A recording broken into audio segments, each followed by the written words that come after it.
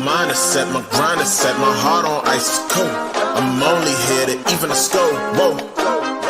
My mind is set, my grind is set, my heart on ice is cold. We down right now, but did it before. Whoa. See from here we going up. Made the call, I shown up. Now the game is sewn up. Say my name is blown up. We up, we up, we up, we up, we up, we up, we up, we up. See from here we going up. Made the call, I shown up. Now the game is sewn up. Say my name is blown up. We up, we up, we up, we up, we up, we up, we up, we up. Hello, everybody, and welcome to the Knighted Ones podcast, episode number 86. We are the only podcast that features a former UCF national champion, a former UCF radio host, an ESPN analyst, and hoops player, a infamous rapper, our resident influencer, and an IG star shooting the breeze talking UCF sports. Remember to like and follow us on YouTube, IG, and check out the 70-plus teams and conferences on the College Huddle. We'll be bringing back the Big 12 Huddle soon, so make sure you keep your eye out for that. And this week, we're going to be talking a lot. There's a lot of good news that came out this week and interesting news that came out this week as well. We had some information about Coach Scottfrost and his journey here to UCF or back to UCF. So we'll be talking about that. We'll be talking about some folks that are leaving to go elsewhere. We're going to be talking about some folks that are coming back to UCF or coming on board to UCF, a new QB recruit in Kane Archer, who we're all super excited about. And Alan will tell us a little bit about that. We'll talk about the NFL draft because we do have an update there and some contract details along with tennis, softball, and a bunch of other great things that are going on at UCF Sports this week. So, unfortunately, we want to give a quick shout out to Nobra. Those of us that have ever been dog parents, unfortunately, he lost his puppy today, so he won't be joining us. He normally produces the show, but just a quick shout out to him because it's really, really difficult to lose a pet. And we at the Knighted Ones family obviously want to let him know that we're thinking about him. So without further ado, though, let's go ahead and bring some positivity to the stage. I'm going to start with bringing our resident IG influencer to the stage, Alan Levin. Welcome to the show, sir. What's going on? How's it going? It's going well, man. I'm excited to talk to you about a lot of these new guys that are coming in and out because I do think we've got some good guys coming in. It's kind of upsetting to lose a few of these guys. We talked about who we were okay with losing last week and who we weren't. Yep. I think we need to have that conversation again. But before we do that, let's go ahead and get your patented hair flip in. There it is. All right. So as a reminder, folks, once we hit 1,000 followers, Alan Levin will be cutting those lovely locks that he's spent years growing. And, we're excited to do that. So make sure you tell your friends. Josh Lazar will be joining us here shortly. Last but not least, he had to restart his computer because it was freezing. So let's go ahead and get into it and talk a little bit about the two Knights who are leaving us and who have entered the portal this week. So, Alan, can you tell us a little bit about who's leaving? Yeah, obviously one we're all very familiar with, and that's defensive back Chasen Johnson. I mean, I think it was Bleacher Report put out a post the other day of his short college football history to date. While I was in high school, he committed to Pitt and decommitted from Pitt. He committed to USC, decommitted from USC. The list goes on. And then obviously, when Coach Malzahn left, Coach Chasen decommitted, had flirted with USC, looked like he was gone. Apparently big bags were being thrown at him. But then to everyone's happiness, it was announced he was staying. He was going to stay. He was here throughout most of spring, and then it looked like we had saved him through this most recent portal window, yet he ultimately left for USC like he was supposed to do, I guess, 5-6 months ago. So apparently the numbers being thrown out there and saying that he got potentially $1 million plus to go there. They were in need of depth in the secondary, so he left, and we know he was by far, at least on defense, UCF's most promising freshman last year on defense. So to think we kept him after not thinking we kept him to now losing him, but he ultimately commits to USC. So that's the world we live in now. I'm a little confused because I thought once the window closes, which it did, you couldn't leave, but it doesn't seem like the rules really apply to anything. So he's out, unfortunately, and that's a big loss for our secondary, despite, obviously having a bunch of guys that transferred in over the past 5 months, but he was one of the most promising guys for sure. Yeah, I mean, if you're in the portal, just so everybody knows, there's portal windows, right? So you have to enter the portal by a certain date. And after that date, you can no longer enter your name into the portal. But if your name is already in the portal, you're still free to transfer as long as you hit the cutoff window for the portal. That's why you saw a lot of guys last week. We kind of talked about it. Got into the portal late is because they wanted that opportunity to be able to be picked up. Yeah, I'm really. We picked up a ton of DBs. We talked about that last week, right? So it was like, 15, 16 DBs that we brought in. Between high school and college, yeah, there's been a lot over the past even just year. Yeah, but he was a guy I was really excited about and hoping to keep within the fold. SMU, I don't know if you remember from his recruiting. Them too. Yeah, SMU came in and offered him a bag, and he ended up staying with UCF. This is part of that process. You turn over coaches. That's what's going to end up happening. We do have some exciting news about the rev share that I'm going to share a little bit later on that should perk us up. But yeah, this is a big loss, and it sucks to lose him, but it may be one of those guys that swings back around again. I don't know if it'll be at UCF, but I wouldn't doubt if he was back in the portal at some time soon. All right. Next, you have Grant Reddick. So tell us a little bit about Grant Reddick.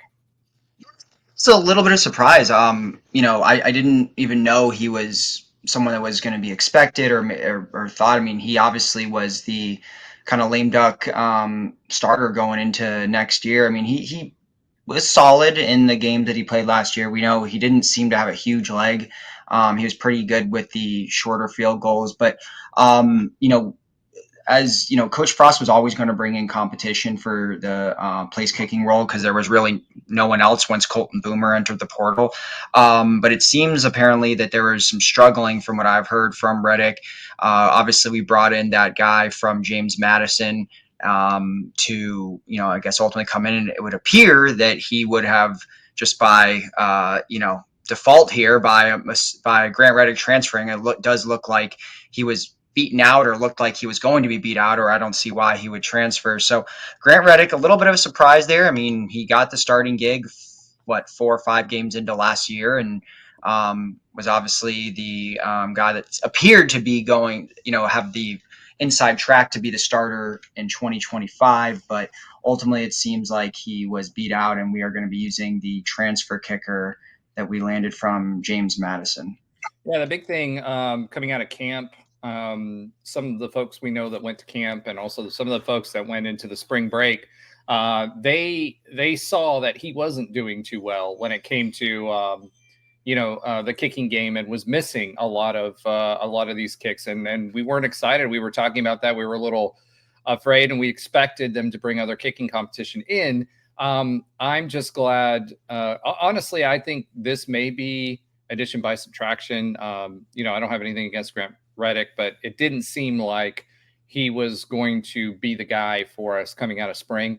So it's kind of expected to me. And I think we've got enough horses in the stable, so to speak, to weather the storm, because I don't think we were going to be doing much kicking with Grant Reddick at the helm. Let's go ahead and talk about other people that are in and out of portals. Last but not least, but always last, Josh Lazar. So you were in and out of the technology portal right as we started. I was all by my own for a minute. Yeah, it was doing some more research and stuff, and yeah, it was not great. I can't. Wasn't great. But you know what? I'm going to make sure my microphone's on the right microphone now that I'm back in. Bluetooth isn't working, but it does not matter. We're going to talk amazing UCF sports, including tennis, rowing, and softball. So, all right. So coxswain karaoke again. All right. So before we do it past that riveting point, Let's go ahead. Alan, why don't you tell us a little bit more about where some of our other players landed recently that have entered the portal?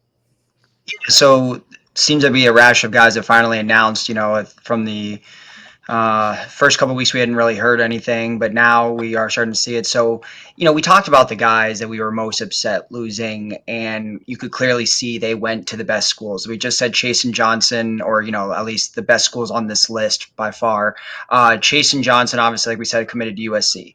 Andrew Harris, the linebacker we talked about being upset losing, committed to Arkansas. Obviously, he has a little bit of history with their defensive coordinator, but still, you could see some of our better guys obviously went to the SEC, the Big Ten, the two most powerful conferences. So Andrew Harris went to Arkansas.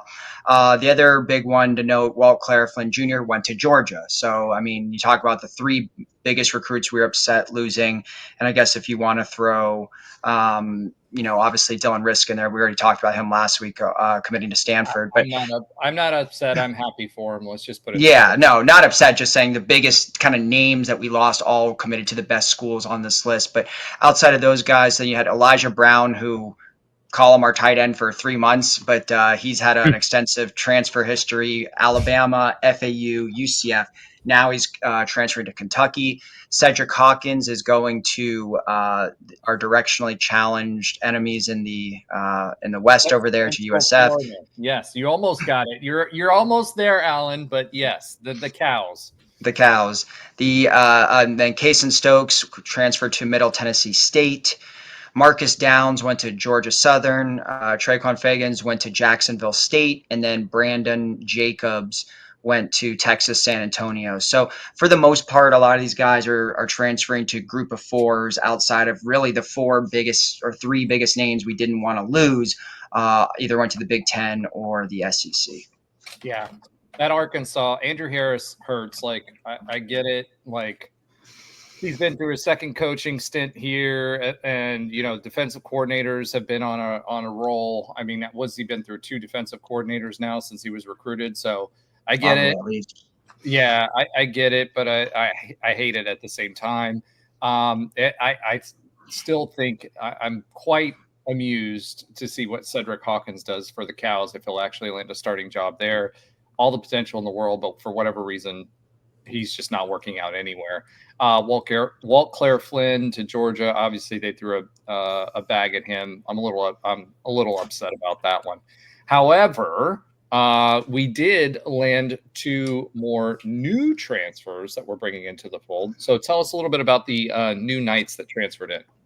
Yeah, so first one is linebacker Jayden McDonald, guy that came over from Virginia Tech. And I like transfers like this. He's been his whole career at Virginia Tech, so he's not like a 2, 3, 4-time transfer like you see now. So he's kind of an OG transfer, if you will. Been there for 4 years. Has been semi-productive. Been a little bit more of, I would say, a reserve for them. His stats aren't super flashy, but he has played a role. He's played in 25 games over the past 4 years, and 2 of those were really broken up by injuries. I think it was last year he only played in 2 games the whole season and had to medically redshirt. He's also redshirted his freshman year. So despite playing in 4 years, he essentially missed 2 entire seasons. So he actually has 2 years of eligibility remaining between the medical and the regular redshirt. So he's a linebacker, which we know we need. Our 5th linebacker transfer. He was a 3-star guy in high school, and also is considered a 3-star transfer. So I guess he is, fairly valued in the transfer market. Stands at 6'4", 232 pounds. Originally from Virginia, didn't have a lot of offers. It was mostly, smaller schools in Virginia, like Old Dominion, and but they did have the offer from Virginia Tech, which obviously is where he committed to. So I think overall seems to be a fairly productive player, more of a depth guy, a guy that was in a reserve role mostly at Virginia Tech. And also of note, he is the 3rd transfer from Virginia Tech of this cycle, joining Davey Belfort, who obviously recently joined this class, and then Kelly Lawson, who was in the fall portal with us. Okay, awesome. Yeah, I'm actually excited about him. 6'4", 232 pounds. That's a P5 linebacker. Love to see him get to 240 pounds, but 6'4" is a good frame. He can put on a little bit of muscle mass there as well. Like you said, for me, at the end of the day, what it boils down to is you've got people that are hungry and that want to stick around. The fact that he's got 2 years left, on his eligibility is also a giant plus for me as well. We want guys that we can bring on that can get used to the system, especially when we're talking about the linebacker position, because you have to learn the system that you're in, and you also have to help command the defense. So I'm excited about him. It gives him a fall to get up to speed. He's got some experience already. He's got some playing time already at the P5 level. And so I'm excited for all of that. But I'm more excited that he can be here for 2 years. So, I mean, in this day and age of the portal, who knows if he will be here for 2 years, but it'll be interesting to see that as well. And let's talk a little bit about tight end Max Drag a little bit from App State. I don't know if he's going to be doing a drag route or what. I love that name. I mean, he has to. He has to. Like, make a quick little L and run right across everyone. Has to do that. It's in his name. Yeah, at 6'4", 245. Yeah, he's got the leg to do it. All right, yeah, I mean, this is obviously a depth play. This is a clear response from Elijah Brown transferring out. Elijah Brown was widely expected to be a depth guy, was not in the top 2, on the depth chart. Obviously, we know, there's a good chance that he was not, he was not going to start there. So this feels like a direct response, getting in Max Drag. This is a guy that literally has one career catch in college, and it did happen to be a touchdown, though. He has one catch for 11 yards. It is a touchdown, mostly played on special teams. Alan, was it on a drag route? Actually, I don't know. That would be great info to have. I'd have to find that video. Come on, man. How did you miss that opportunity? Yeah, I know. I you know what? I did not put 2 and 2 together. I definitely should have looked at that. But he's mostly been a blocker for App State as well as played on special teams. So I think that's what he'll do ultimately at UCF. But 6'4", 245 pounds, originally from South Carolina. Literally only had one offer out of high school, which was App State, but still was considered, a 3-star prospect, was the number 41 overall player in South Carolina out of high school, but that did not materialize into really any other FBS offers. He had one other from Presbyterian, and that was it.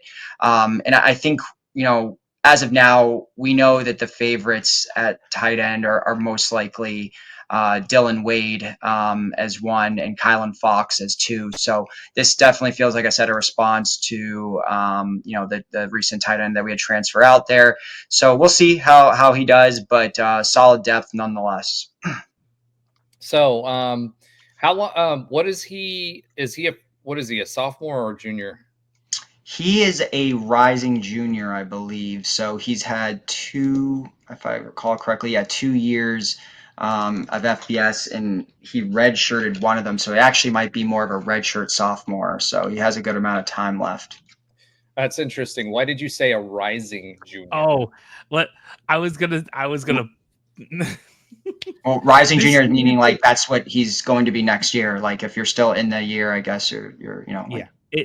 This is a new term. I wasn't gonna. That's not new. I've heard that for years. I've used that for like decades. It's been illegal for a long time, and it was not fun then. It's been illegal, you said? Yeah, a rising 2L, right? You're just 1L that's in the middle of the summer.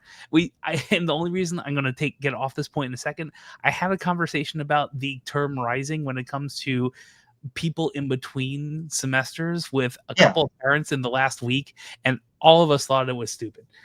Now it's just a term that's out there. I didn't make it up. You're not wrong. And the Knicks take game 1. Sorry, that's all right. So are you off your soapbox now, Josh? Yes, I'm off my soapbox. The Islanders got the number 1 NHL draft pick, and the Knicks just beat the Celtics. All right. Nobody cares about New York. All right. Let's go ahead and move on. This is a UCF show. So now it depends. Yeah. Okay. From UCF now has 10 spring transfers and 38 total in the 2025 cycle. That is crazy.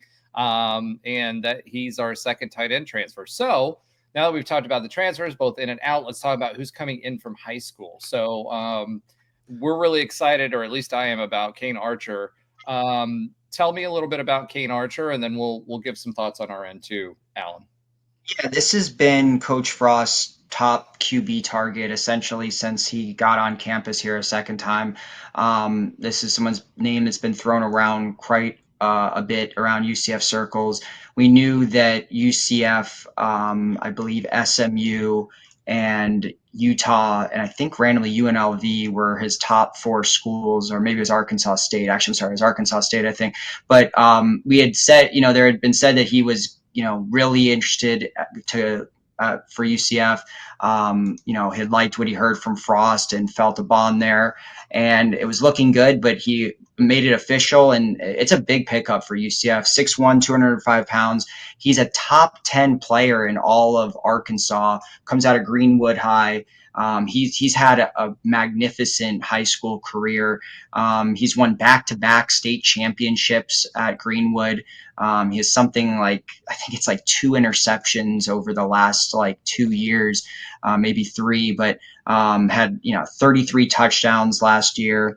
Ran for an additional almost 700 yards and another 16 scores on the ground. So he's a dual threat guy. And like I said, won back-to-back state championships. So he's a winner. One of the top guys really in the nation when you consider he's top 600 overall. Number 34 rated quarterback. He's got a heck of an arm, and he's obviously can get it done on the ground with his feet. Over 2 years now, he has 23 rushing touchdowns over the last 2 years. So, I think a great fit in Frost's system. Also had a ton of Power 4 offers. I think it was over about 20 offers there. Arkansas, SMU, Tennessee, which I always look for Tennessee because Josh Heupel knows how to evaluate quarterbacks. So if he got an offer from Tennessee, I think that's a good thing.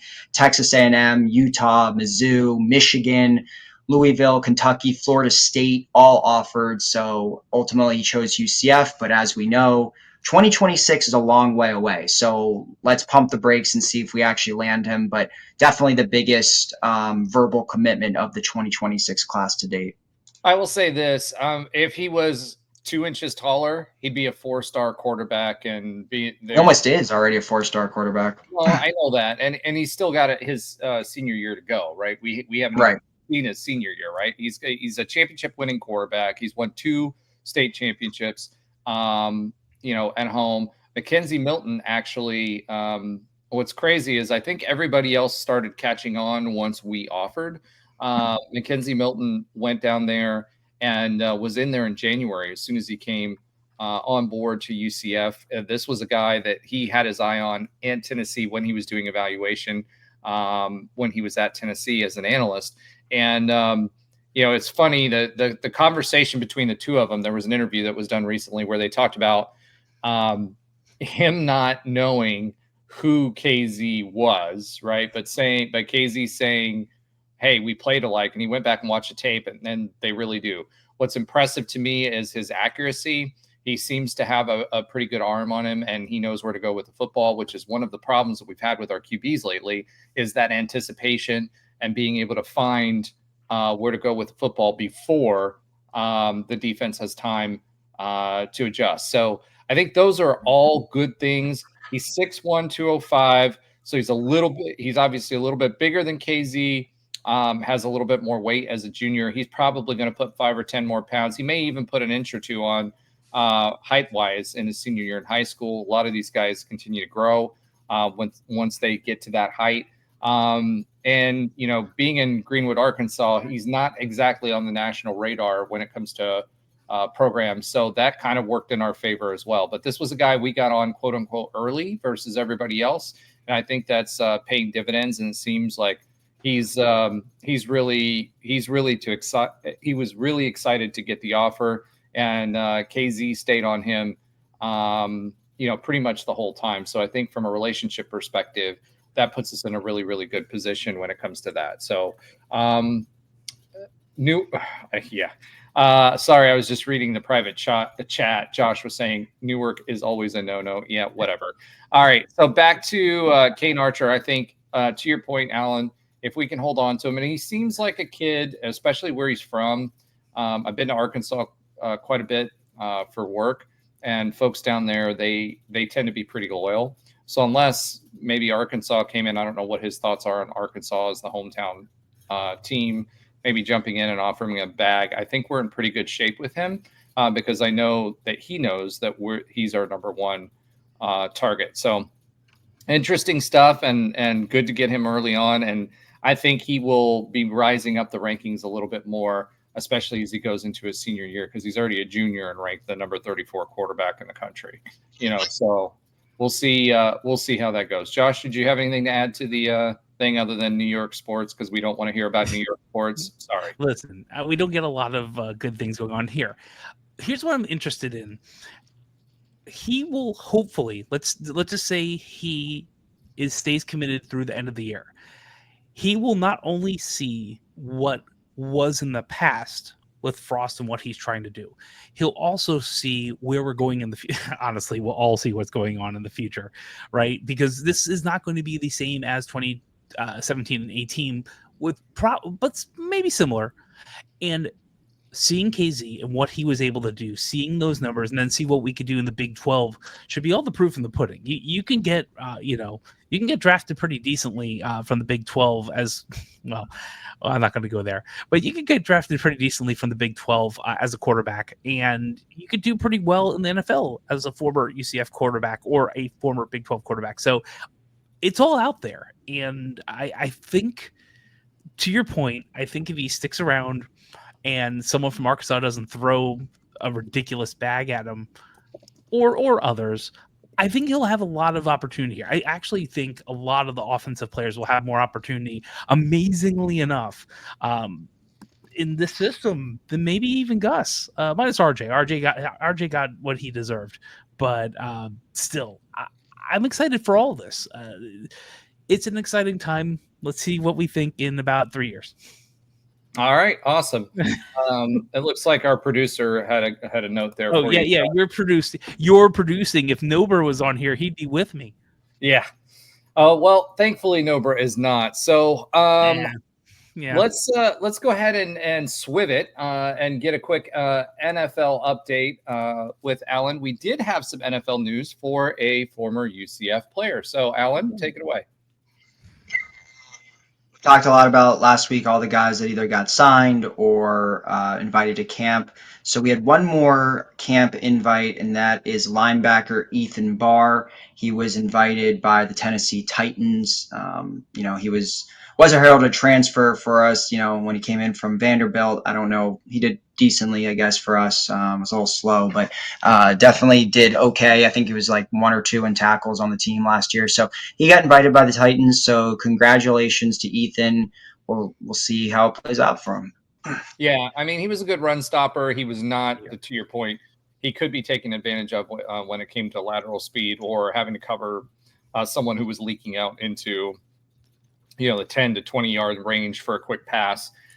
He was not a good pass defender. And if the running back got past the first level there, Ethan Barr wasn't going to run him down. But he was a smart guy, and I'm hoping the best for him. I think his speed is the thing that's going to hurt him the most. And he was always. I met him a few times. He seemed to be a good kid. So I wish him nothing but the best when it comes to that. All right, let's go ahead and swiv it one more time. We're talking about other UCF news, and there's a lot of Scottfrost articles and things coming out this week. One, we got a view into his contract. Two, there was an ESPN article by Andrea Adelson, who, as many of you know, was local and was pretty involved during the 2017-2018 run. So she has a soft spot for UCF sports. Her husband was local.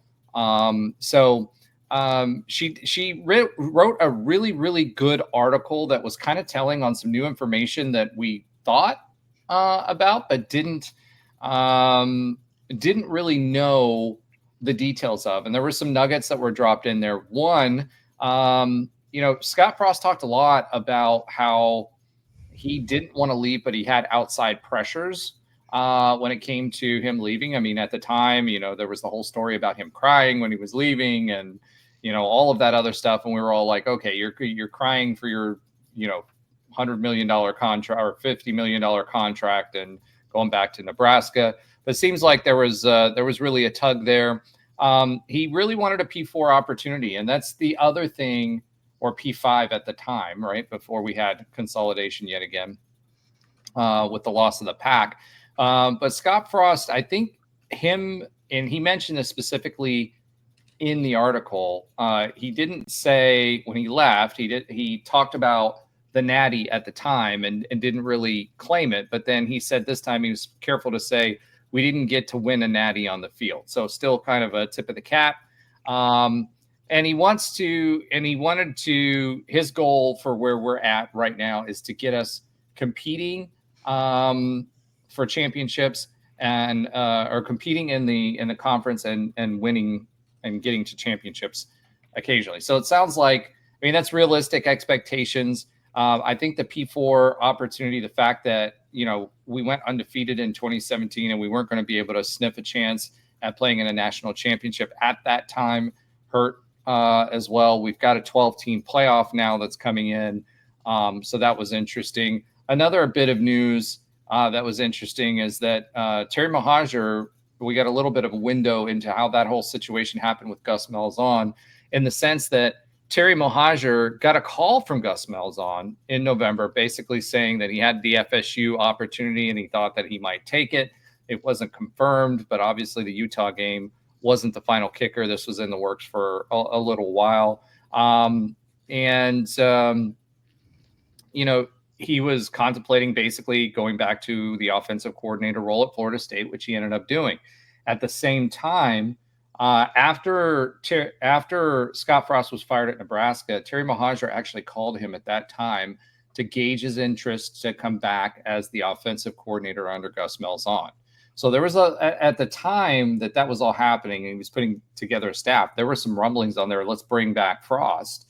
And, I guess Terry Mohajir had the foresight to kind of think about that as well.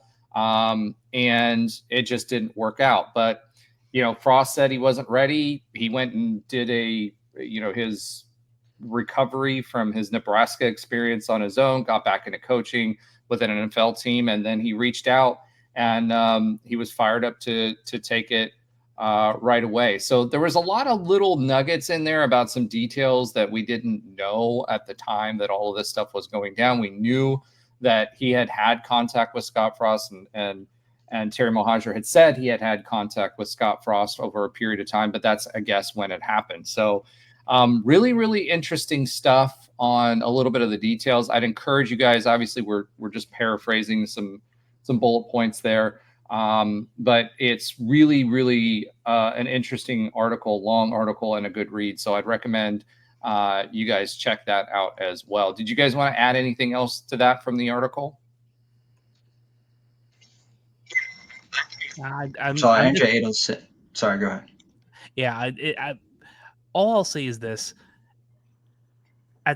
When you are at a role or a job and you're comfortable with where you're at, your pay's good, environment's good, the people you work with are good, things tend to be a little different. And I do think that a lot of this ease, and I would say calm, right? I'm sure he's working like his hair is on fire. But the reality is, I feel like this is the right place for him, and maybe the right time too, with all this knowledge he's obtained from the Rams and all the other things he's been doing, to see what we really get in the next couple of years. And I like hearing some of these drips and drabs and having these big, main ESPN type of articles. But it goes to show you that in any place, sports, otherwise, when you have the right pieces in the puzzle in the right place, they're all working to the same goal and they're all working together as a team, really good things can happen. And I'm not saying we're going to have a gangbuster year this year. I'm level setting my expectations too.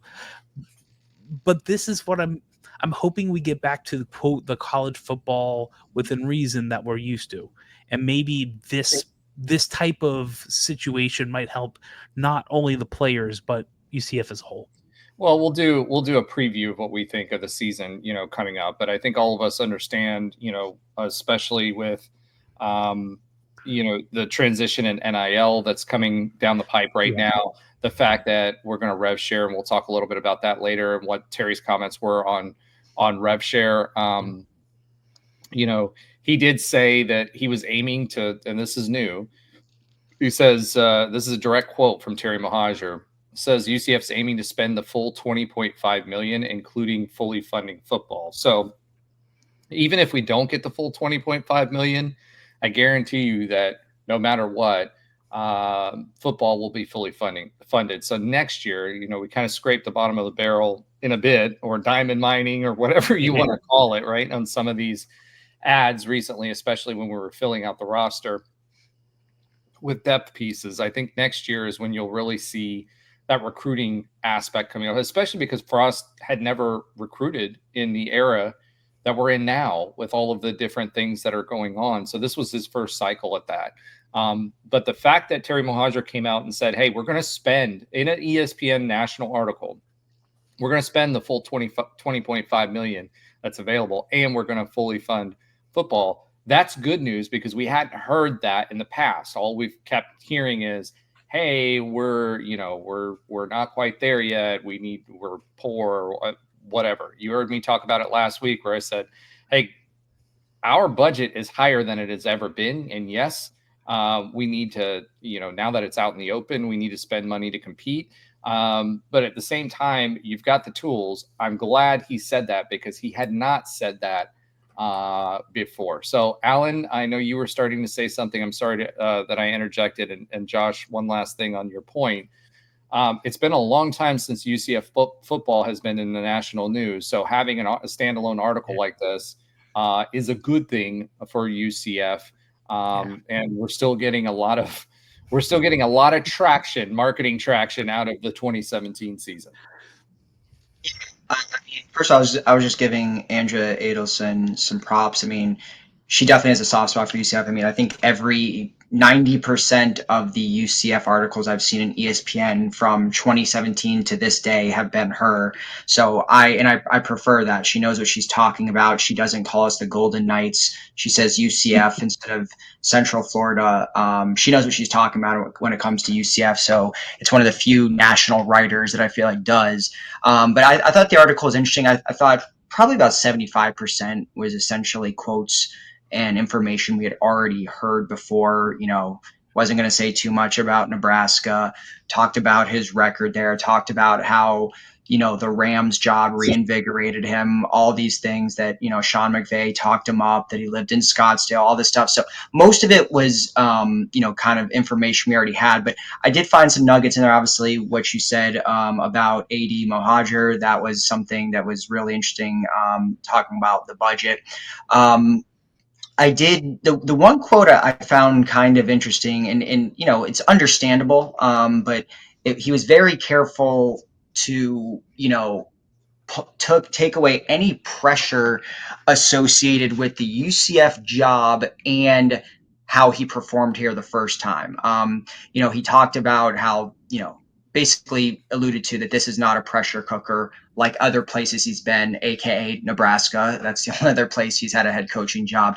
But he kind of said that he can kind of do his thing here, relax, which is fine. That's what Gus Malzahn said. That's what he said. But Frost did make a quote saying that really success to him is not really going undefeated and doing all the big things we did with him the first time. It's really that if we can be competitive in the Big 12, from time to time compete for championships and make us more relevant nationally, I think we'll have done our job to help catapult UCF again. I understand the quote, and I understand, obviously, like he even said in the article, there's most regional fans will not expect us to go undefeated again and all that. Completely understandable, very, very rational. But I felt he aimed a little low with just kind of saying, like, basically compete for championships from time to time and make us more nationally relevant. I mean, I those are good goals, but I think you could be a little more lofty. Didn't even mention the playoff. Didn't really mention. I don't know. I just felt it was a little.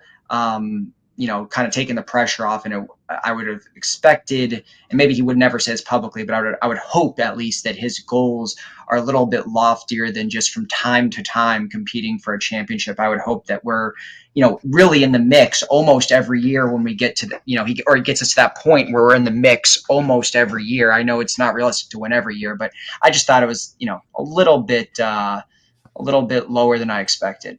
Well, I think they are trying to control the narrative a little bit, especially with the upcoming season, considering where the last season ended up, the last 2 seasons, really.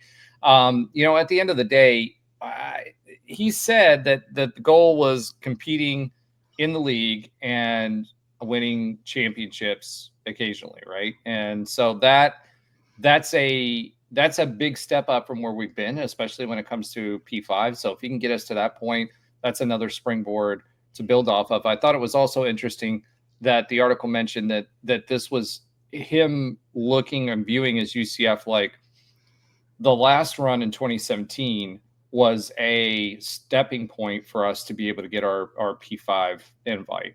And now he's saying he wants to come back and basically get us to that next level within that P5 growth cycle, right? Or P4. Who knows? It may be P3 soon enough. So I think it was more about that than anything else. I think Scottfrost realizes that, that's basically where we are and who we are. Real quick, I want to shout out to They Call Me Young. Shout out to 2017 Knights, greatest team for now. Trey's Trey's in the comments. So he was part of that team until he bailed to go to Nebraska and follow Scott. I got to give him a hard time for it every chance I can. Yeah. But shout out to you. They Call Me Young. You're absolutely 100% right, and I love the fact that you're saying for now. You know what I mean? That's the big thing. And realistically speaking, and Alan, I know you understand this. This is a building. Year and next 2 to 3 years to get us to where we need to be consistently. The NIL stuff and rev share stuff, that'll be a piece of it, but that only gets us to the table where everybody else is. Then it's all about, okay, what are we doing with the talent that we have on the team? And that's where coaching makes a difference, and where everybody was looking at and saying we need to move away from Coach Malzahn. The only thing I'm a little concerned about, I like the people that we brought together and for the coaching staff. There's a lot of talent there. There's a lot of experience there, but there's a lot of guys that are looking to kind of rehab and go back and get another head coaching job. And so there'll be some turnover a la Gus Malzahn when it comes to that, if and when we find that success. Now, that being said, something that UCF has not been very upfront about recently is contracts. And we did get a look at Scottfrost's contract as well this week. So Scottfrost has a 5-year deal worth around $22 million. Obviously, we're into that first year. He's going to get compensation for the time that he spent up until now. So they'll retro that for this year. And then with the new academic year, they're going to reset that timetable on the contract. Something that's interesting on there, he gets an auto extension with a bowl appearance. So basically, he'll tack on another year, and he'll move from $4 million to $5.025 million with that extra extended year. Right now, his guaranteed compensation is 2025 $3.9 million, 2026 $4.1, 27 it'll be 4.4, 2028 4.6, 2029 $5 million. Now, just so everybody knows, this is something that when it comes to the Big 12 and how this stacks up in the Big 12, he's basically number 3 from the bottom, essentially, when it comes to compensation, with Cincinnati's head coach Scott Satterfield being a little bit lower than that, and Arizona State's coach, who's brand new, that got into the job being below that as well. But they're making a commitment to him, but that kind of goes back to that low bar you were talking about, Alan. For that, he is going to be getting paid a prorated amount of $3.8 million for his work so far through June 2025. He's got a bevy of different bonuses that he can earn to, everything from a non-CFP bowl game to a CFP affiliated bowl game, etc. I really don't want to go through all of that because there's a list of them. The other thing that's important whenever we're talking about UCF coaches or coaches in general is the buyouts, right? How do those work? Gus Malzahn's was not very productive for UCF, although he did do us the favor of taking care of that. So if UCF fires him without cause, 75% of the guaranteed compensation. So basically, if he's fired for performance and he doesn't do anything egregious, we owe him 75% of the guaranteed compensation. However, this is offset based on his new contract. So that means, and it's dollar for dollar, which not all coaching contracts are written that way, but anything he gets paid by his new team will be offset for what UCF owes him. So depending on how that goes, that can either be positive or negative. If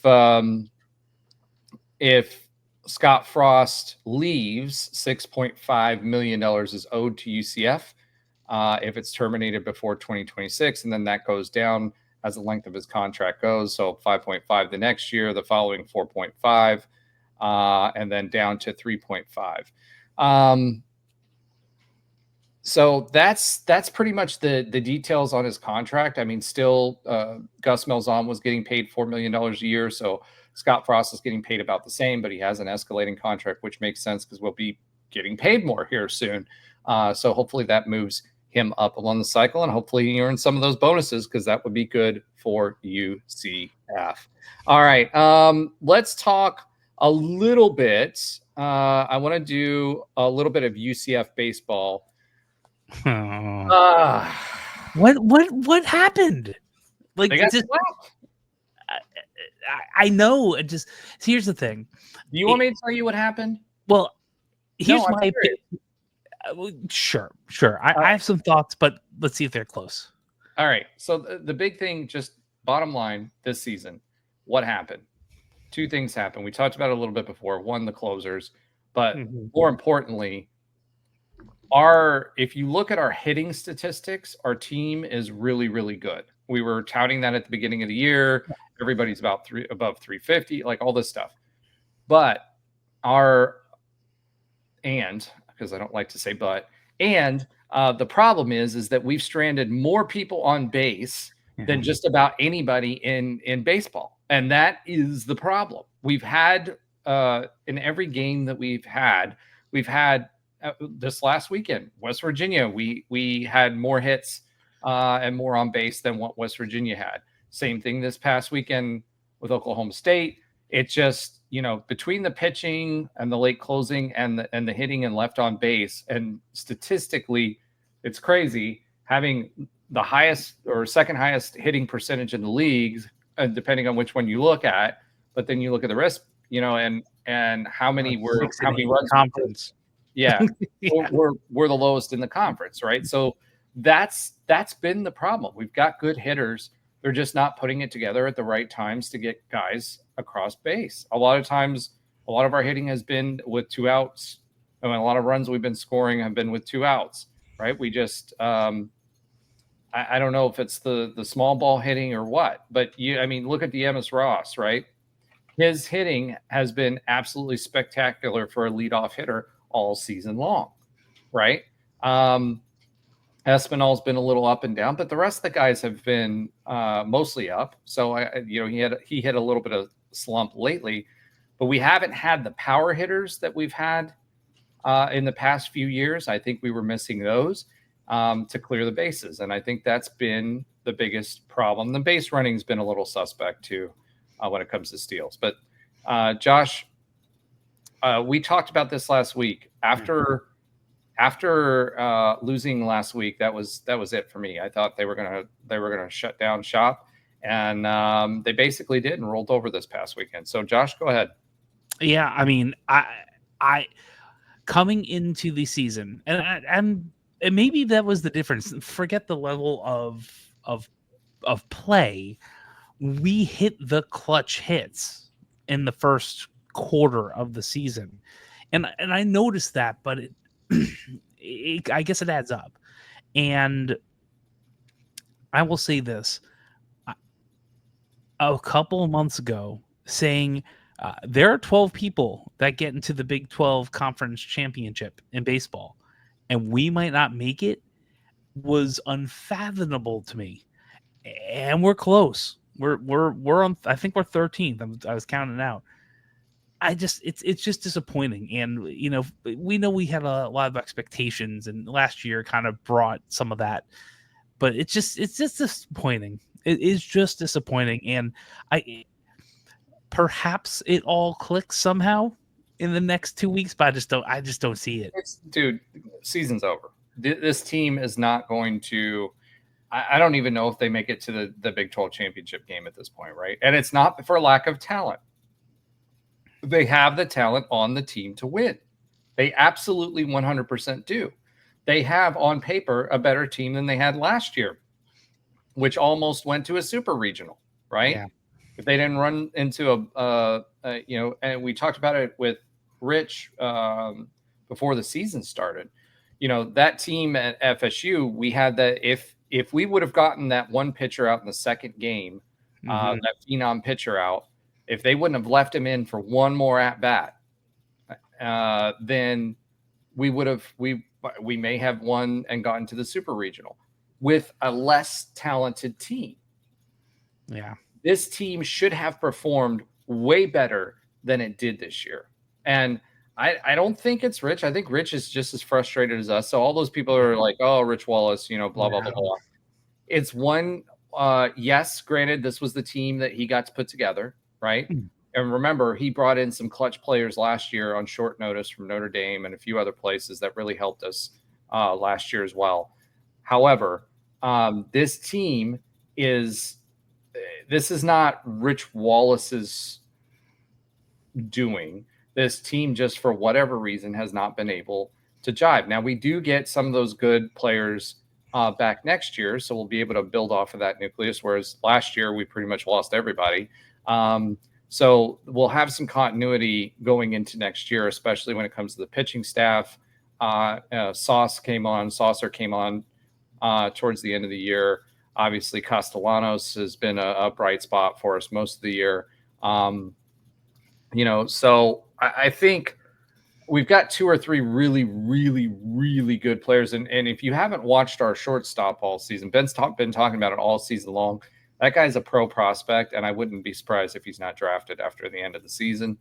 So unfortunately, we'll be losing him.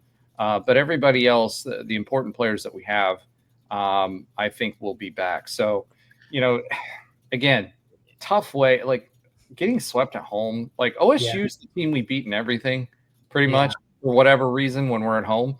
I mean, they were 7-11. We're not. They're about the same. They were about the same as we were. So it stinks. Now I just checked on. We basically have to be higher than BYU and Utah in the next 6, and they're playing like the Kansases, Arizonas of the world, and we're playing. Who knows? But we are playing teams that are not that strong. So there is a shot we make it in and take on a 5 seed. But I'm with you. If they could get mentally back, there is a shot. But we'll see. Yeah, and that's a big part of the pitching staff because you saw the scores went up and down quite a bit, right? Yeah. So we did beat UNF 9-3. We got swept by OSU 3-0, and we do play Missouri State next. We play them tomorrow. Well, by the time you guys listen to this, it'll be produced. If you're not live, yeah, we'll the produced version of it if you're not watching us live, which you should be if you're not. But we'll be playing Missouri State tomorrow night and then move on to our Big 12 game. So hopefully this will be a way for them to clear their heads and get back into the game, because it's tough to lose at home and get swept at home like that and come back without any bad intentions. We do. Ben Stout, by the way, is out next week, or is out this week, but should be back next week. And next week, he has promised us that he's going to finish his review of the basketball players that we brought in. If you didn't catch the first half of that, I'd encourage you to go back and look at that episode or listen to that episode because it was really, really ESPN level stuff, and it makes sense because he's got a lot of ESPN experience. So, all right, let's go ahead and swivel it away from UCF baseball. And I want to give out a little bit of listener love this week. First, we're going to start off with Econ Advisor, who talked to us and mentioned, we talked a little bit about Kobe Hudson and the drops on the show last week. And Econ Advisor popped in a comment. He said, Hudson solved his drop problems last year. It was the previous season he dropped some easy ones. Hudson was stuck on a team without a passer, or he'd have been one of the best in the nation. He'll be a star in the NFL if he stays healthy. Miami got a steal. I hope you're right. I think he's better than what he's shown. He was double teamed a lot. Our response to that, thanks for watching and commenting. His drop rate was over 10% in 2024. His entire career, he never had under a 10% drop rate. It was actually a little bit higher than that. The average last year for NFL wide receivers, the drop rate was 6.7%. He dropped several TDs in 2024. He always seemed to drop like the first one that was thrown to him, and then he would catch like some others. Unfortunately, it really hurt him with scouts, along with his route running and footwork. This guy would, let's be real. We talked about it when Kobe was here, and part of that is the system that Gus Malzahn ran, but he was basically running go routes. His footwork was not great, and his route running was not complicated, and that's where things that he was dinged on as well. Thank you for being part of the family. He never had under 6 drops per season his entire career. We hope he sticks. We will feature your comment on the next show. Thank you. So, I just wanted to bring that up because it is, when you're talking about NFL, we're talking about the NFL, when Kobe Hudson did better when he had someone else that could draw some attention away from him. He really didn't have that last season, right? However, his drop rate, his entire career was never under 10%. It hovered like 10.5 his last season to 12 or 13%, depending on what year you were looking at. You're not going to go very far in the draft if you're a receiver and you have that high of a drop rate. And it's unfortunate because he is talented and he makes some circus catches sometimes where it's like, okay, where's that been, right? But then he makes some boneheaded drops as well. And when the average NFL receiver is at 6.7% and you're almost double that, it's going to be tough for you to get a payday on draft day. So shout out though to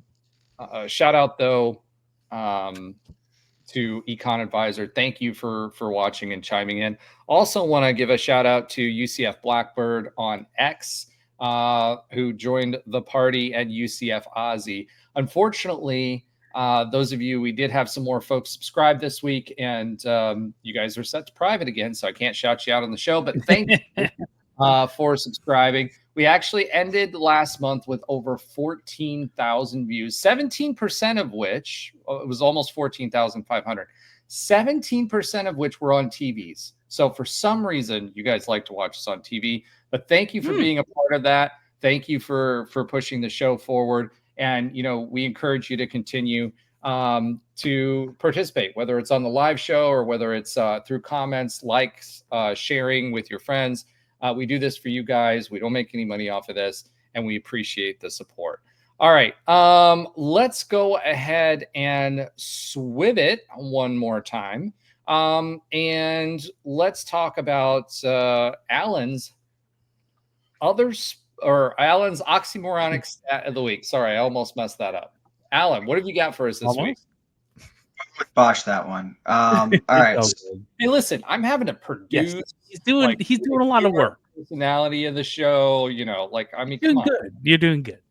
All right, you're forgiven. Now, okay, so obviously not much going on right now in terms of stats with football or basketball or anything, but started, just because the transfer portal has been so prevalent, over the past month with the window opening back up. I want to take a look at how many UCF players have started and finished their career at UCF since 2023. I know the portal opened up before 2023, but in the last 3 years, I think it's really taken over a lot more than it did in the first couple of years. So just for actually a little context, in 2022, UCF, that was after 1 year of the portal existing, had 8 guys start as UCF and finish as UCF. In 2023, that number went down to 5. 2024, it was also 5. And then, in 2024, it went down to 4.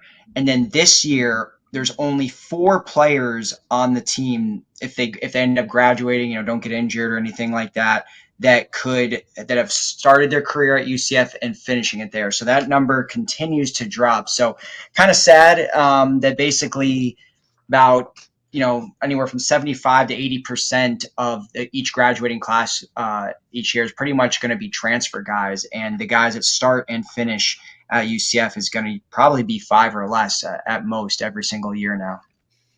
That's nuts. That's I mean, but it's a insane. sign of the times. We expected that, right?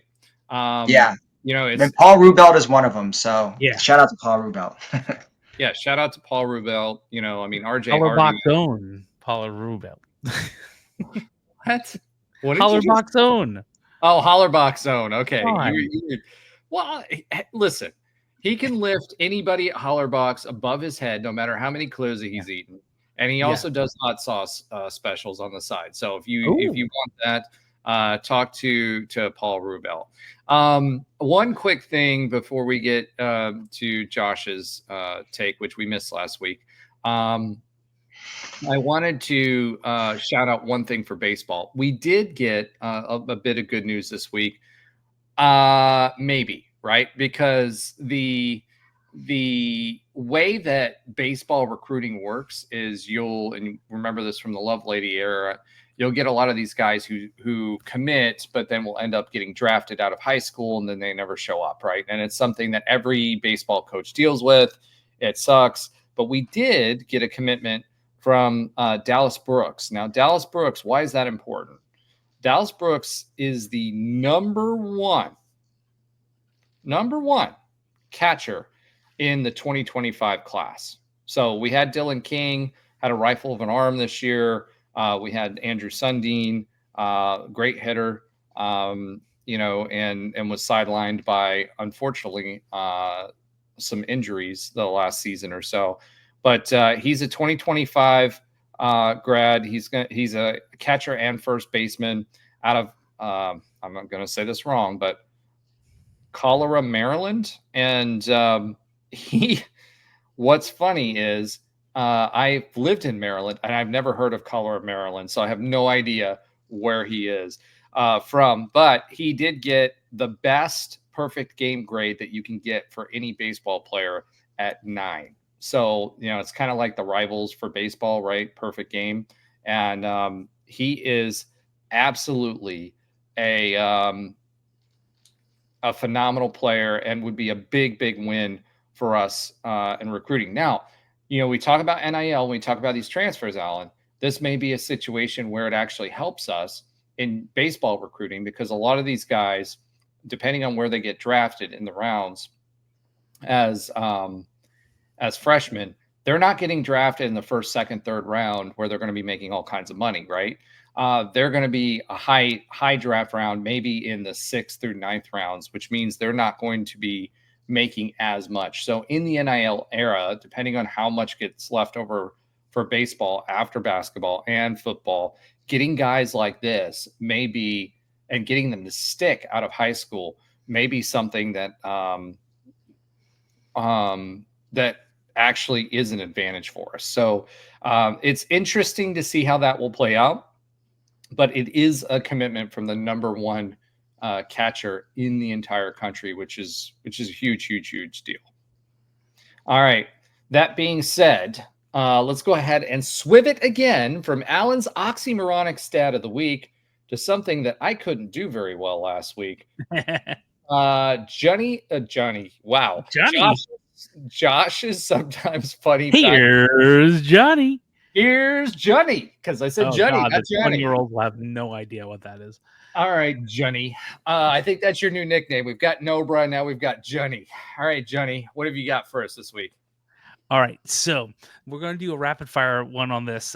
It'll be easy. The answer is more than 0 or not more than 0.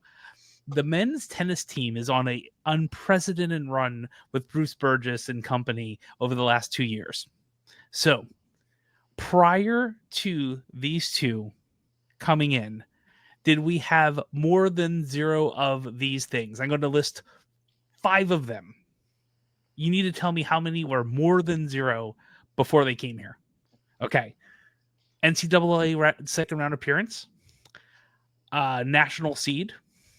Well, hold on. Let's do it one by one because Sure. We'll do one more. Okay. Did we have more than 0 NCAA second round appearances before Bruce Burgess in the last 2 years? I know we had a first round appearance. He's only been here for 2 years. Yes. Yeah. So I'm saying no before idea, but I'm the just 2 years, have we had more than 0 second round appearances in the NCAA tournament? I know I'm we did say women's. No, less than 0. Or I mean 0. Less than 0. That was not an option, Alan. Sorry, I meant 0. Do not count. Okay. It's not a real number. It's an imaginary number in tennis. Let's go with. I'm going to say we had one. I know under Andy Roddick we had. Andy Roddick, or not Andy Roddick. I'm sorry, his brother. His brother. I don't know why I said Andy. It's because that's all you know. You're well, fine. I used to know his name. We used to Yes. talk about tennis on the podcast, but I'm going to say 1. I'm going to say more than 0. Okay, so we have Roger up 1-0 in this. You're probably talking about John Roddick. Yes. So yes, we had 1 second round appearance. What about national seed?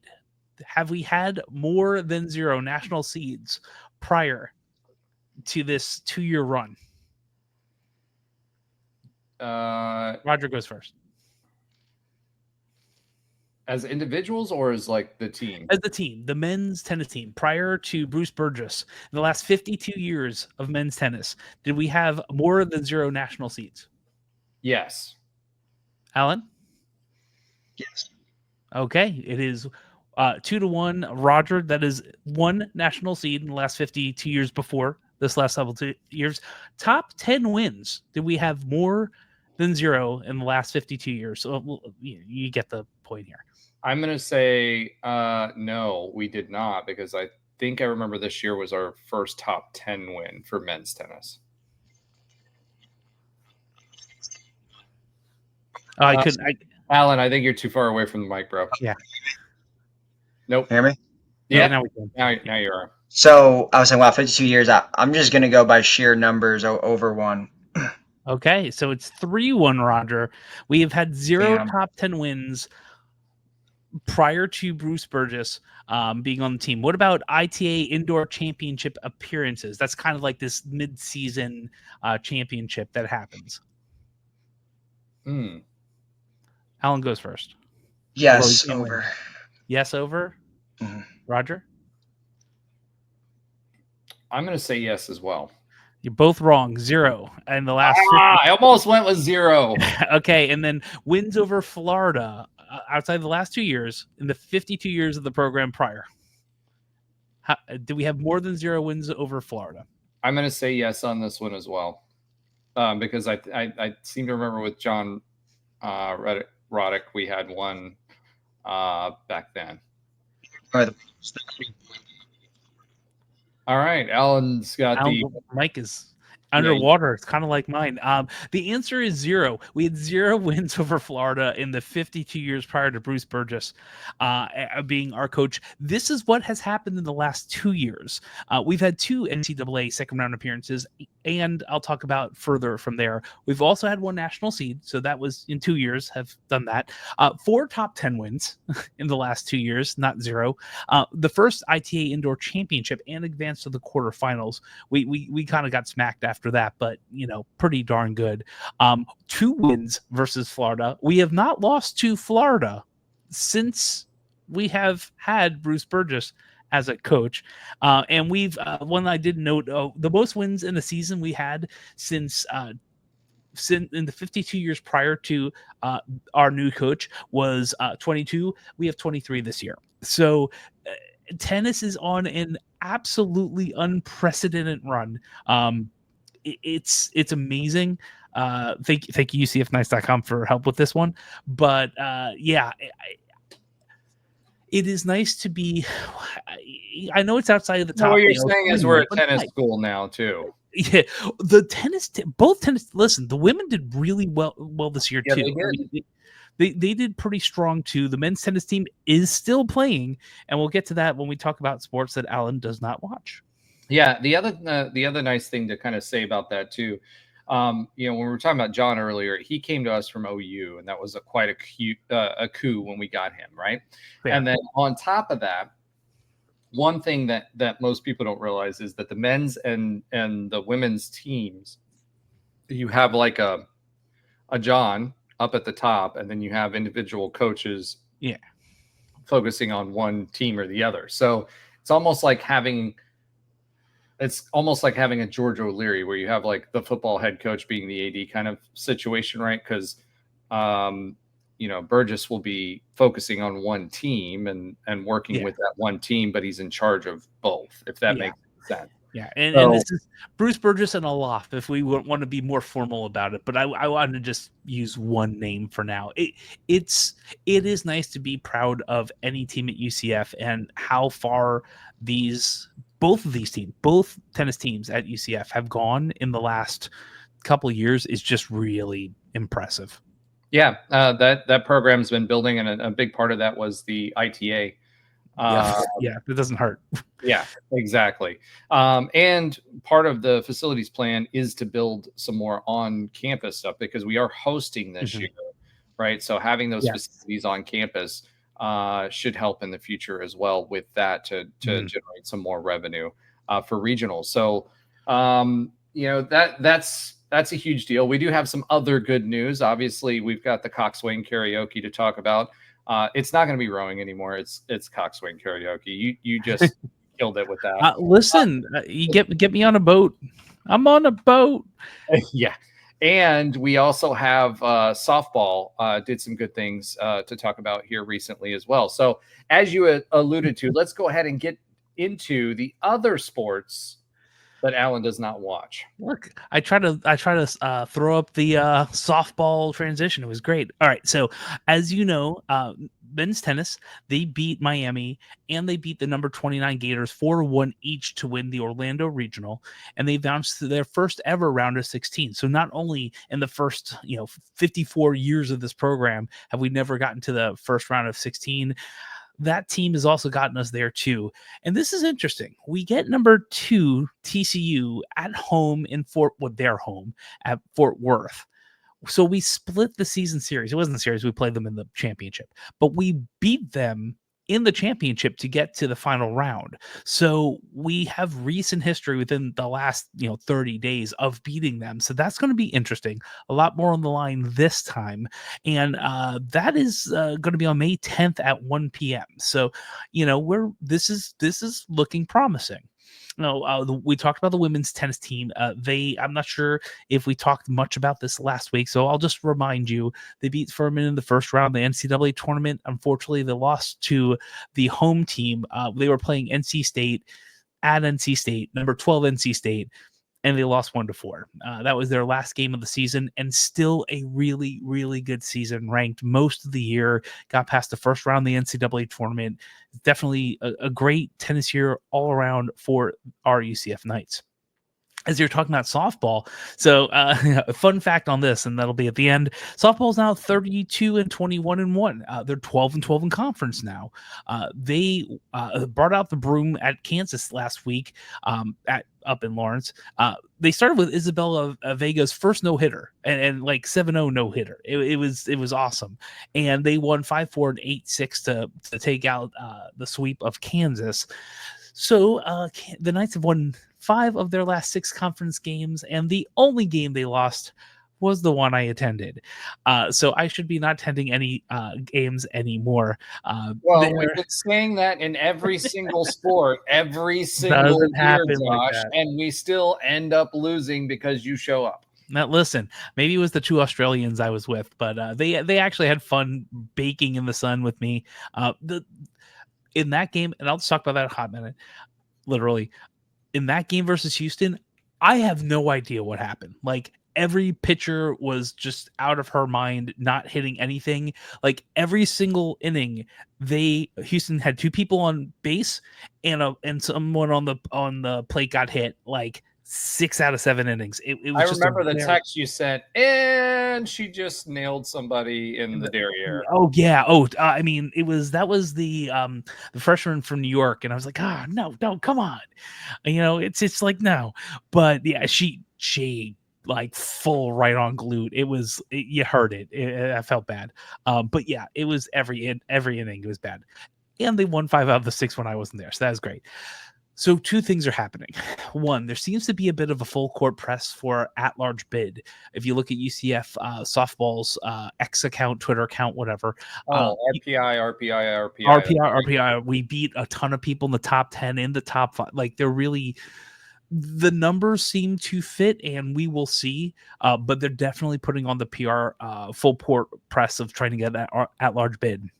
And I will say this to Eric Lopez, who is known not just within UCF circles, but nationally, and is a bracketologist for softball.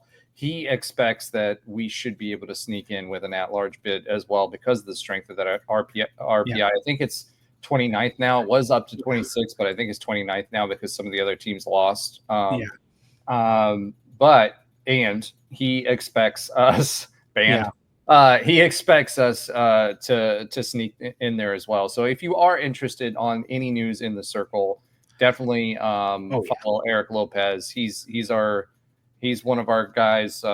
He's our main guy for softball. He's done a lot of volleyball as well. He's a great listen, and he has a memory that is for stats and things that are just phenomenal, and he makes it very, very entertaining. Yeah, I won't lie. I was sitting right underneath where his booth was, and because we weren't doing well, it was kind of quiet. I was kind of hearing in one ear kind of the commentation of what he was doing live while I was watching it live, so it was kind of interesting to hear it in that context. But yeah, I won't be going back to a game this year. So we can help our cause with getting into the NCAA tournament. As the number 7 seed, we are playing the number 10 seed Utah this Wednesday on May 7th at 6 p.m. Eastern in Oklahoma City, Oklahoma. We have not played them this year, so who knows? The winner plays Arizona on Thursday, and we did take that series in Tucson, so you never know. We might be able to do our best. I will say this: Arizona is always a tough team. They were highly ranked when we played them early this season. They're one of the royalty when it comes to softball, right? Oh, 100%. That's why when we won that series, we're all like, "Oh, this is going to be a good season." And truth be told, for the composition of this team, for the depth of freshmen and sophomores, with a mix in of some seniors doing some good work, it's a very young team. Great job. We talked about it, like middle of the season, like the hitting kind of slump, but you're seeing players like Aubrey Evans really come alive. Our power hitting has kind of come back. We've been getting a lot of the ladies on base, but then haven't really been able to clear them for a bit there. They had a little bit of a slump. The pitching has been on point. We really have 3 really, really solid pitchers, 2 really, really strong aces, and one that's a freshman that's going to do well next year.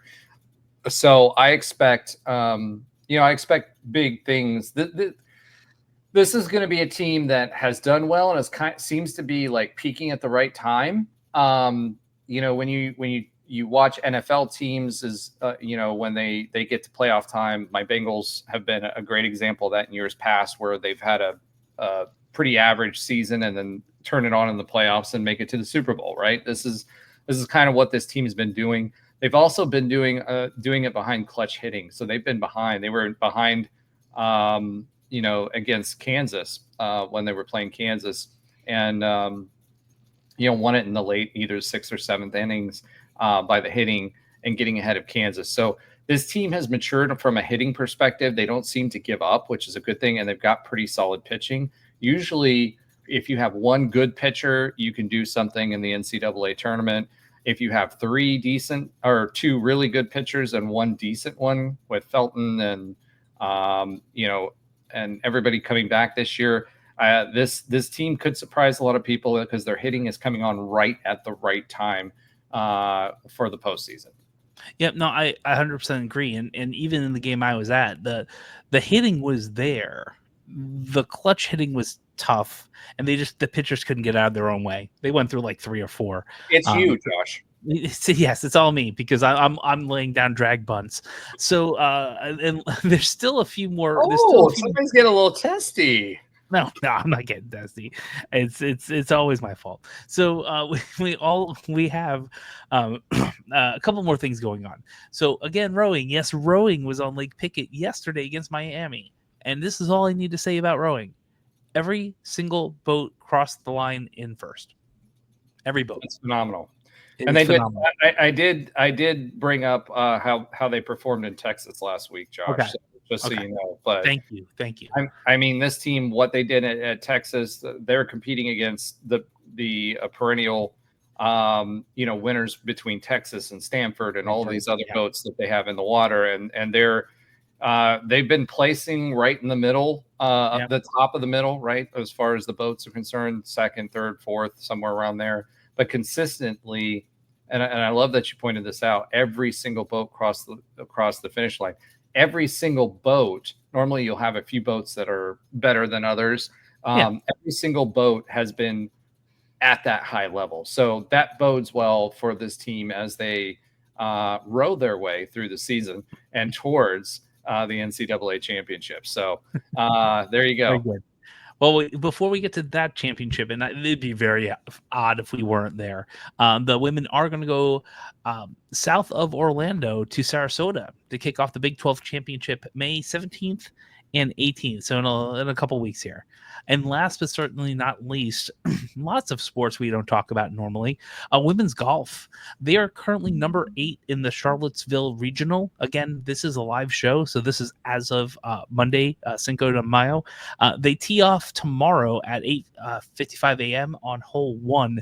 So this is the way it works now. The top 5 teams for each of these regionals go on to the main championship. And the top individual not on an advancing team also advances. So I think we have someone who's, 43rd, 42nd, somewhere around there right now in that area. So, 5 teams, maybe if you get in the 20s or 30s at the end of the day, maybe we get someone in. Or if the team rises and catches up with South Carolina, who's like, I think they're 14 back or something right now. It's not too bad. So we'll see what happens and see if the women's golf team can get to the NCAA championship. And, the women's golf team has been a consistent regional participant as well. One of the things, we talk about is the other sports. Obviously, the revenue sports carry a lot of weight, as they should. However, we talked about how good rowing has been. Obviously, Coach Bear has been great for UCF Baseball. UCF Baseball, yes, UCF Softball, and women's golf and tennis have been really, really good the last few years. So if you're not paying attention to those sports and you're a UCF fan, I know it's not for everyone, but cheer on your Knights when you can. I think we'll close with this. I went to Savannah this past weekend for the first time, and for those of you, if nobody's been to Savannah, I definitely recommend going. Yeah. but to kind of give you a little bit of reach, and this is like an introspective of how far we've come in a very short amount of time, right? So I went to Savannah. I was greeted by the bellhop there who had was loading up our luggage and stuff, and he was a guy from California, who didn't know much about college sports, but he knew about UCF, and he knew. He said that there were 4 other UCF fans that were staying in the hotel wearing their gear at that time in Savannah, right? So then after that, I hop a boat because we were staying on an island to cross over to the Riverwalk where all of the happening stuff is, right? And we get on this ferry boat, and I'm starting to walk down the plank, and then all of a sudden I hear "Charge on" randomly, right? And I look around and I'm like, what? And I said, "Go Knights," right? So that was there. And then when we crossed to the riverfront, I got 3 more of those over the next 2 days. And when I went to the stores that they had there, they had the markets there. Usually when you go to places like that, especially as far north as Savannah, Georgia is, right on the border with South Carolina, you don't see a lot of UCF stuff.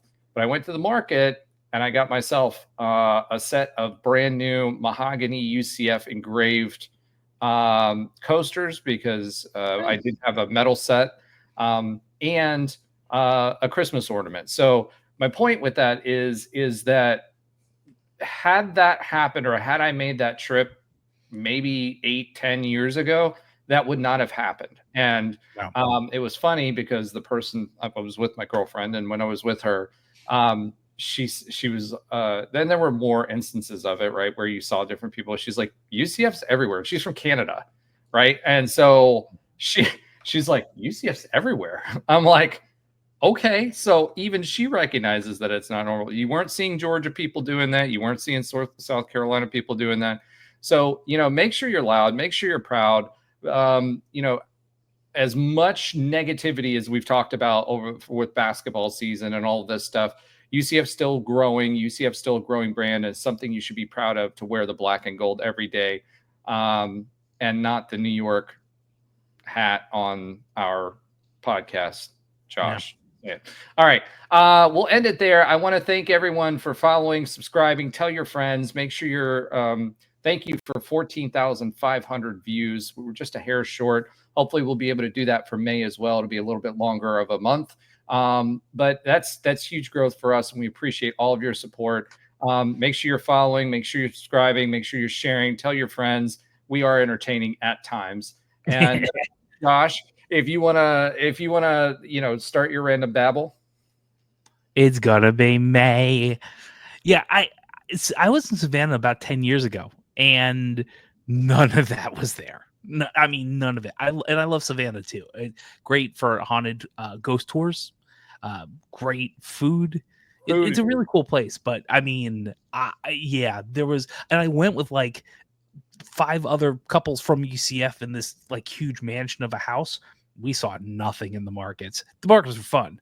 We didn't see that. So you're 100% right. This is new, and it's also this really cool thing where we're all, most of the people who are UCF fans went to UCF, and that's becomes part of the thing. We know we've been there. Maybe we have some t-shirt fans, but we all know the struggle. So I agree with you, and it's glad to see that as many places as possible. And on that note, we'll end it there. Unless, Alan, have you been to Savannah too? And do you have any Savannah stories? Actually went during COVID. Me and my wife and 2 other couples drove up actually from South Florida. We actually went to Charleston, South Carolina first, and then on the way back we stopped in Savannah for 2 nights. And yeah, it was I liked it. It was cool. It was really hot out, but I'm used to that. And no, it was a nice little town, pretty good food, cool culture. So I liked it. Definitely a cool place to visit, I think, with a spouse or significant other. It's definitely a couple's place to go, right? Yes. Definitely will say that. I will also say to the Tourist Bureau of Savannah, Georgia, 1, you did it right, but 2, I will give you my Venmo account if you'd like to contribute to my next trip there. All right. With that being said, go Knights and Charge on. Charge on. There we go. See, wow. it's the Wow. improv training. It's the improv training. I just have to wait and look, but it might be his internet. It's kind of delayed. I thought we were going to